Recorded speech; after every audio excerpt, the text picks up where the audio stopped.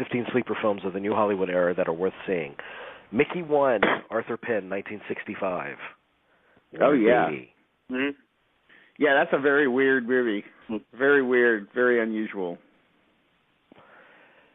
Here's another one that's very weird and unusual. The next two are weird and unusual. The Trip, Roger Corman, 1967. Yeah, it is. Yeah, not really a great movie, but it's kind of an interesting sort of time capsule kind of thing. I mean, the best part of it is the trip sequence, which is actually quite neat, but nothing like what an actual LSD trip is like. But still, it's a curio. It's also interesting to me how Roger Corman produced Bogdanovich's St. Jack. It was like the most money he'd ever spent to produce a movie. But that's a Corman right. movie. Well, I mean, he had been an assistant director on a few Corman movies, I think. So yeah. I guess that's one of the reasons. Here's another weird movie. Number 3, Brewster McCloud, Robert Altman. But it's a good movie. It's really good. I like that movie a lot. It actually might be his funniest movie in a lot of ways because there's a lot of really broad comedy in it that it's quite different from the stuff in his other comedies. So Number 4, Hal Ashby's The Landlord, also from 1970. Yes, yeah, that's a movie that I've only seen part of, but who's in that? I don't think I've watched the whole thing. Who's in that movie? Beau Bridges. Beau Bridges. Okay. He buys a brownstone in Brooklyn that's largely populated by minorities, and his neighbors accuse him of coming in to basically start the gentrification of the neighborhood. Mike Lee's favorite movie. So anyway, actually, the reason why Hal Ashby started directing was, he probably would have anyway, but was really Norman Jewison. The two of them really loved each other, and he was Jewison's editor, and he said, "Why don't you start directing? I'll be getting rid of one of my best collaborators, but it's important to me that you start your career directing." And so I really supported him. Number 5, Sam Peckinpah's Battle of Cable Hogue. Tony Mack movie all the time. It's a good movie. Yeah, it's good.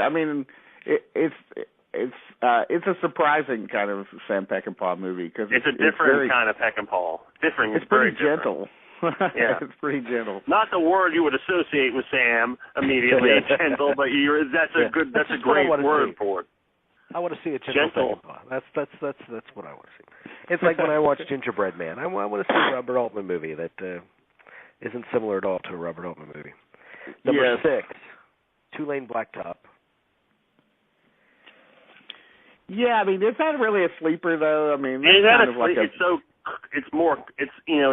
is Hellman's most popular film. I would think. It's really that is his. I would have said Cockfighter over that. Yeah, me too. Because the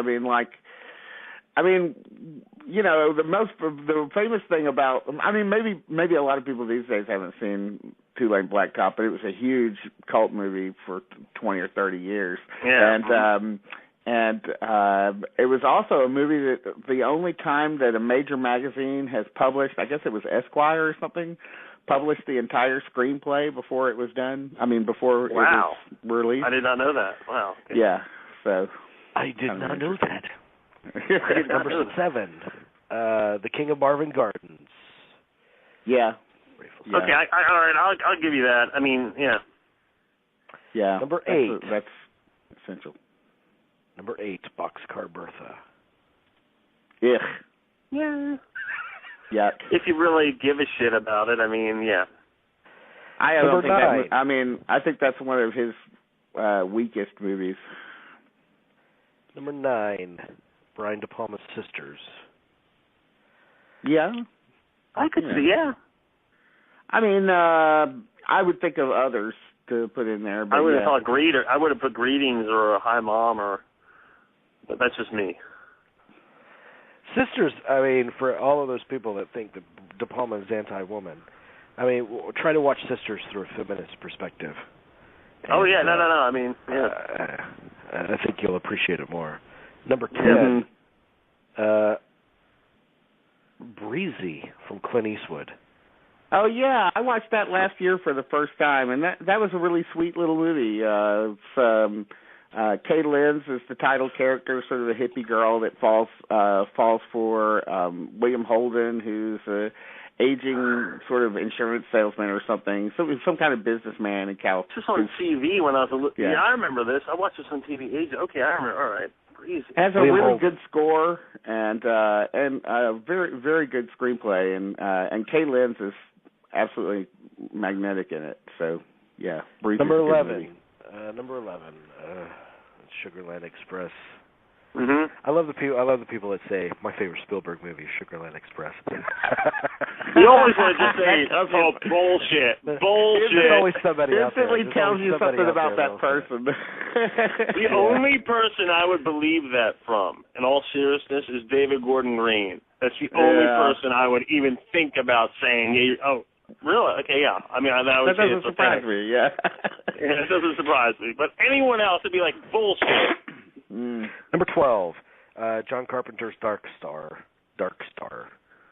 I wish he'd make more movies like that. That's all I'm gonna say. I really wish he'd make more movies like that. I still have a very soft spot in my heart for that movie. I just love it, sort of homemade kind of feel. Yeah. And I just love the movie as an object and as a movie. You know, like I like it. I like the way that it was made and the way that it was marketed and the way it was released and all that kind of stuff, and just kind of love it. Number 13, one of two movies that Al Pacino said that he regrets turning down. Bob Fosse's Lenny. Oh, we were watching that that was on TV actually a couple weeks ago. We were watching it again. I think that movie gets lost in the shuffle of his musicals, unfortunately, and yeah, it does. With Cabaret in front of it and all that jazz in back of it, you can understand why it would, but it's actually very compelling and very, very Bob Fosse. Like it's got all those Bob Fosse, the way that it's edited and the sort of the look of the sleazy side. Look at the sleazy side of the show business. You know, it's got all of those things in it. So it's just as much of a Fosse film as the others. I'd love to talk to Hoffman about working with Fosse, and I just always got the sense that he wasn't entirely comfortable in that movie. I don't know why.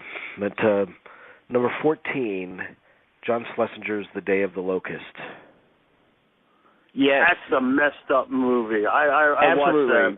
It's a very messed up movie. I would say that's number one. For me, that would be number one. The number one movie from the 70s that is absolutely great, that everybody should watch, that it seems like nobody has watched. But it is one of the craziest movies about Hollywood, or just about anything ever released. Everyone who wants to go out to California should watch this movie. Read the book. The book's an awesome book, but watch the movie. It is a messed up movie, but everyone should watch it, I think. It is sobering, and it's got one of the most horrifying endings in movie history. It's both the climax, and then there's also a scene in it that takes place during the filming of the movie that something kind of shocking happens. Oh yeah, I remember. Yeah, I remember watching it finally. Yeah. Those two scenes, and everybody is great in it. I mean, you got to love a movie that has Billy Barty and Karen Black and Burgess Meredith, William Atherton, young Jackie Earle Haley in it in a crazy performance, and Donald Sutherland in an amazing performance as Homer Simpson, which a lot of people don't know that Homer Simpson is. That's right. Homer Simpson is the name of his character in the movie, and in the book. And who was it? Nathaniel Lewis or Nathaniel West? Nathaniel West, right. Nathaniel West wrote the book after being very disappointed in his Hollywood career as a screenwriter. So, but unbelievable film. Speaking of Hollywood, what is that Richard Dreyfuss movie that was X-rated, where he was a Hollywood director of porno film? Yeah. Oh my God. Inserts. Yeah. Oh wow. Yeah. There you go. Inserts. It's so great. Number 15, and it just showed up on Netflix, like out of the blue, like inserts. Like what the hell? That's weird. I know, wasn't it? Number 15. We've talked about this movie before. Straight Time. I was going to mention that. I was going to mention that after talking about Lenny, but that's another great Hoffman performance. I mean, I love that. Would be in my top score. 10 of a list like this. Yeah. I mean, no I love question that about David it. Shire score. So maybe I'll close the show with that David Shire score from Straight Time because I love it. That would be great because it is great music all the way through and really well shot, and again another great cast in it. You know, Harry Dean Stanton, Gary Busey, Teresa Russell, Emmett Walsh, just unbelievable people all the way through it. Kathy Bates, young thin Kathy Bates. Mm-hmm. Even Jake Busey is in it, Gary Busey's kid. So I mean, like it's crazy. Well, I'm definitely sold now. No, I like Straight Time a lot.